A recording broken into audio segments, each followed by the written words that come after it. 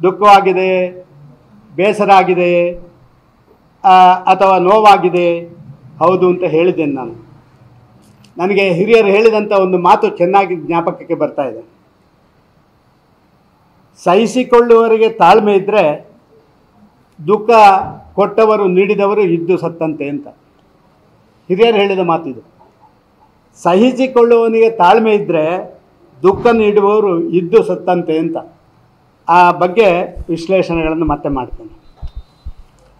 ಕಾಂಗ್ರೆಸ್ಸಿಂದ ನನಗೆ ಬೇರೆ ಬೇರೆ ಕಡೆಯಿಂದ ನಿಮಗೆ ಅಲ್ಲಿ ಟಿಕೆಟ್ ಇಲ್ಲ, ಅದು ಕೂಡ ನೀವು ಟಿಕೆಟ್ ಬೇಡ ಅಂತ ಹೇಳಿದ ಮೇಲೆ ಕೂಡ ನಿಮ್ಮನ್ನು ಕರೆದು ಮಾತಾಡಿಸಿದ ಕಾರಣ ನಿಮಗೆ ನಾವು ಟಿಕೆಟ್ ಕೊಡ್ತೇವೆ, ನೀವು ಎಲ್ಲೇ ನಿಲ್ಲಿ, ಹೇಗೆ ನಿಲ್ಲಿ, ನಿಮ್ಮನ್ನು ಗೆಲ್ಲಿಸಿಕೊಂಡು ಬರುವಂಥದ್ದರಲ್ಲಿ ನಂಬರ್ 1 ನೀವಾಗಿರ್ತೀರಿ, ನಿಮ್ಮ ಒಳ್ಳೆತನ, ನೀವೊಬ್ಬರು ಸಜ್ಜನ ರಾಜಕಾರಣಿ ಅಂತ ಹೇಳುವಂಥದ್ದು. ಕುಮಾರ್ ನಾಯಕ್ ಅಂಜೂರ ಕೃಷಿ ಮಾಡಿ ಎಕರೆಗೆ 3 ಲಕ್ಷ ಗಳಿಸ್ತಿದ್ದಾರೆ.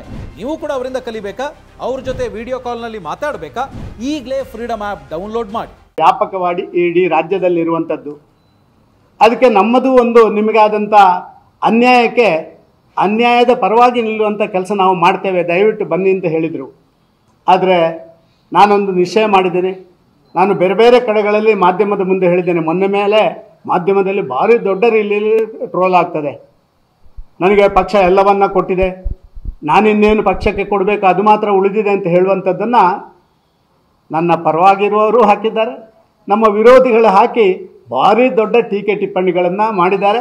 ಒಂದೆರಡು ಮಾಧ್ಯಮದಲ್ಲಿ ಕೂಡ ಅದನ್ನು ಹಾಕಿ ಟಿಪ್ಪಣಿಗಳನ್ನು. ನಾನು ಮಾಧ್ಯಮದವರಿಗೆ ಒಂದು ಹೇಳಲಿಕ್ಕೆ ಇಷ್ಟಪಡ್ತಾ ಇದ್ದೇನೆ. ಈ ಮಾಧ್ಯಮದಲ್ಲಿ ಬರುವಂಥ ವಿಶ್ಲೇಷಣೆಗಳಿಂದ ನಾನೇನು ಉಬ್ಬಿಯೂ ಹೋಗೋದಿಲ್ಲ, ಕುಗ್ಗಿಯೂ ಹೋಗಲ್ಲ. ಹಲವಾರು ಮಾಧ್ಯಮದಲ್ಲಿ ವಿಶ್ಲೇಷಣೆ ಮಾಡುವಂಥ ತಜ್ಞರು ಹೇಳಿದಂಥದ್ದನ್ನು ನಾನು ಕೇಳಿದ್ದೇನೆ. ಸದಾನಂದ ಗೌಡರು ಕೊಟ್ಟ ಕುದುರೆಯನ್ನು ಏರಲಿಕ್ಕೂ ಆಗದವರು ಅಂತ ಹೇಳುವಂಥ ಮಾತನ್ನು ಹೇಳಿರುವಂಥದ್ದು, ಅವರ ಇಲಾಖೆಗಳನ್ನು ಸರಿಯಾಗಿ ಅವರು ನಿಭಾಯಿಸಲಿಲ್ಲ ಅಂತ ಹೇಳುವಂಥದ್ದನ್ನು ಕೂಡ ಹೇಳಿರುವಂಥದ್ದು ನಾನು ಕಂಡಿದ್ದೇನೆ. ನಾನು ಅವರಿಗೆ ಒಂದು ಪ್ರಶ್ನೆ ಮಾಡಲಿಕ್ಕೆ ಇಷ್ಟಪಡ್ತಾ ಇದ್ದೇನೆ. ಕರ್ನಾಟಕದಲ್ಲಿ ಮುಖ್ಯಮಂತ್ರಿ ಕೇವಲ 1 ವರ್ಷ ಇದ್ದಾಗ ಸಕಾಲದಂಥ ಅದ್ಭುತ ಯೋಜನೆಯನ್ನು ತಂದಿರುವಂಥದ್ದು, ಏನು ಸಾಧ್ಯ ಇಲ್ಲದಂಥ ಮುಖ್ಯಮಂತ್ರಿ ಆಗಿದ್ನಾ? ಆ ವಿಶ್ಲೇಷಕರಿಗೆ ನಾನು ಹೇಳಲಿಕ್ಕೆ ಇಷ್ಟಪಡ್ತಾ ಇದ್ದೇನೆ, ರಾಜ್ಯದ ಜನರಿಗೆ ಹೇಳಲಿಕ್ಕೆ ಇಷ್ಟಪಡ್ತಾ ಇದ್ದೇನೆ.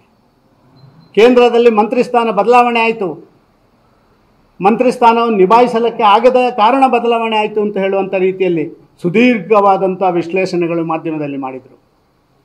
ಸ್ವಾಮಿ, ಕೋವಿಡ್ನ ನಂತರ ಕೂಡ ನೀತಿ ಆಯೋಗ ವಿಶ್ಲೇಷಣೆ ಮಾಡಿದಾಗ ನಾನು ಯಾವ 2 ಇಲಾಖೆಗಳನ್ನು ಹೊಂದಿದ್ನ, ಅದು ಫಾರ್ಮಾ ಮತ್ತು ಫರ್ಟಿಲೈಸರ್ 2 ಇಲಾಖೆ 2 ಮತ್ತು 3ನೇ ಸ್ಥಾನದಲ್ಲಿ ಬಂದಿರುವಂಥದ್ದು ದಾಖಲೆ.